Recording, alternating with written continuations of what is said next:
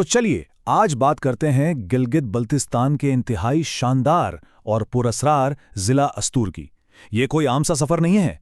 इस एक्सप्लेनर में हम मिलकर इस इलाके के कठिन जोग्राफिए, कुछ तारीखी हक़ाइक़ और सबसे बढ़कर उन सनसनीखेज़ रास्तों का जायज़ा लेंगे जो सीधा इसके ज़िले हेडक्वार्टर यानी ईदगाह तक जाते हैं। अब सवाल ये पैदा होता है कि आखिर अस्तूर के इस दूर दराज मरकज़ तक कोई पहुंचे तो पहुंचे कैसे। ये महज एक सीधा सा सफ़र नहीं है, बल्कि सच्ची बात तो ये है कि ये एक मुकम्मल जोग्राफियाई और लॉजिस्टिक मुअम्मा है। बुलंदो बाला पहाड़ों और इंतहाई सख्त मौसम के दरमियान घिरा हुआ ये इलाका इतनी आसानी से किसी को अंदर आने की इजाज़त नहीं देता। तो एक मुसाफिर इस मुश्किल को कैसे पार करेगा? इस मुअम्मे को सुलझाने के लिए सबसे पहले वहाँ की ज़मीन को समझना होगा। वादी का जोग्राफिया। गिलगित बल्तिस्तान का ये ज़िला पूरे 5411 मुरब्बा किलोमीटर पर फैला हुआ है और ये कोई सीधा या हमवार मैदान नहीं है, बल्कि इंतहाई कठिन और किसी हद तक बेरहम इलाका है। अच्छा, ज़रा इस पे गौर करते हैं। अस्तूर की ज़मीन की तकसीम वाकई हैरानकुन है। पूरे ज़िले का सिर्फ और सिर्फ 6% हिस्सा जंगलात पर मुश्तमिल है। इसके बाद 43% हिस्सा एल्पाइन और सर्दियों की चरागाहें हैं, जहां बस मखसूस मौसमों में ही कुछ रौनक होती है। लेकिन सबसे बड़ी बात यह है कि 51% रकबा यानी आधे से ज़्यादा इलाका मुकम्मल तौर पर ग्लेशियर्स और इंतहाई दुश्वार गुजार खित्तों से भरा हुआ है।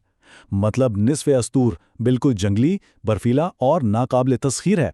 इससे अंदाज़ा लगाया जा सकता है कि माहौल कितना चैलेंजिंग है। और हाँ, जब हम बर्फ़ की बात कर रहे हैं ना, तो ये कोई आम सर्दियों वाली बर्फ़ नहीं है। हम बात कर रहे हैं तकरीबन 250 मुरब्बा किलोमीटर पर फैले हुए वसी और मुंजमद ग्लेशियर्स की। इनमें हरचो और इंतहाई मशहूर सियाचिन ग्लेशियर जैसे नाम भी शामिल हैं। ये दिवाहिकल ग्लेशियर्स न सिर्फ इस वादी के जोग्राफिया पर हावी हैं, बल्कि ये उन मुसाफिरों के लिए एक दीवार की तरह खड़े हो जाते हैं जो यहाँ का रुख करते हैं। ये वाकई इंसान की बर्दाश्त का कड़ा इम्तिहान है। और फिर ये नंबर आता है 2600। जी हाँ, 2600 मीटर। ये अस्तूर वादी की सतह समंदर से औसत बुलंदी है।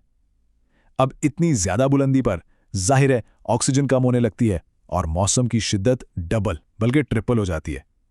इसका मतलब है कि जो भी वहां जा रहा है उसे सिर्फ लंबा फासला ही नहीं तय करना, बल्कि लफ्जी तौर पर इन खतरनाक बुलंदियों को भी सर करना पड़ता है। एक सदी की तारीख। देखिए, इस कदर कठिन जोग्राफिया के साथ साथ इस खित्ते की तारीख भी इतनी ही पेचीदा है, क्योंकि यहाँ की सरहदें वक्त के साथ साथ काफ़ी बदलती रही हैं। सदियों के दौरान इस सरहदी इलाके का कंट्रोल कई बार तब्दील हुआ।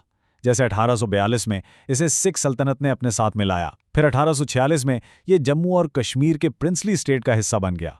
1935 वो साल था जब इसे पहली बार एक बाकायदा ज़िला बनाया गया। उसके बाद 1947 में मशहूर गिलगित बगावत हुई और काफ़ी अरसे बाद 2004 में जाकर इसे दोबारा ज़िले का दर्जा मिला। ये एक खालिसतन तारीखी हकीकत है कि इंतज़ामी लिहाज से ये इलाका हमेशा से कितनी अहमियत का हामिल रहा है।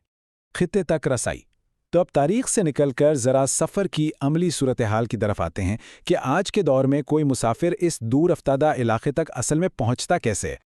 असल में इस दूर जाने का कोई भी इरादा हो तो सबसे पहले गिलगित पहुंचना पड़ता है।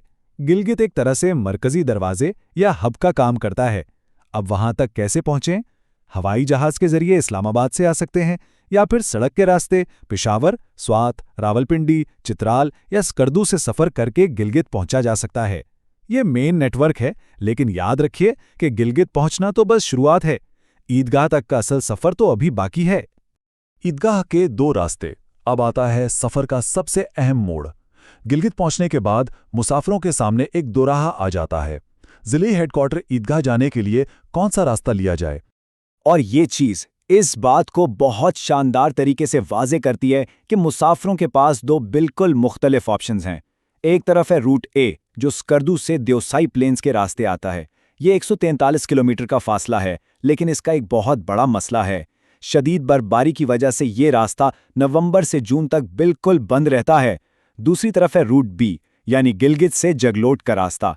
ये थोड़ा छोटा है, 128 किलोमीटर, लेकिन इसकी सबसे ज़बरदस्त बात यह है कि ये साल भर हर मौसम में खुला रहता है। ज़रा पहले रास्ते यानी देवसाई प्लेन्स की बात करते हैं।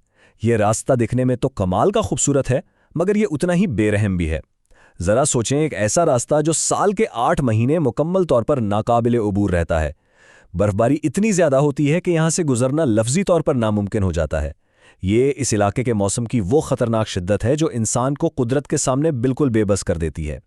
خیر، دوسری طرف اگر جگلوٹ والے راستے کو دیکھا جائے تو وہ صرف ایک سڑک نہیں ہے، وہ استور کے لیے لائف لائن ہے۔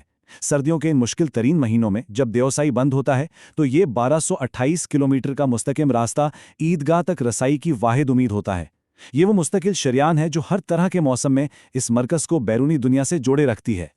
تو سب کچھ جاننے کے بعد استور کا سخت جغرافیہ، وہ 51% منجمد گلیشیئرز، تاریخ کے نشیب و فراز اور دیوسائی کے برفیلے طوفانوں کے مقابلے میں جگلوٹ کی لائف لائن، یہ سب دیکھنے کے بعد سوال وہیں کا وہیں ہے۔ ان تمام خطرناک چیلنجز کے سائے میں اس دور دراز اور پراسرار مرکز تک پہنچنے کے لیے کوئی بھی مسافر کون سا راستہ چنے گا؟ کیا وہ دیوسائی کے کھلنے کا لمبا انتظار کرے گا یا پھر جگلوٹ کے اس سدا بہار اور قابل بھروسہ راستے پر نکل پڑے گا؟ یہ ایک ایسا فیصلہ ہے جو اس پورے سفر کا رخ طے کرتا ہے۔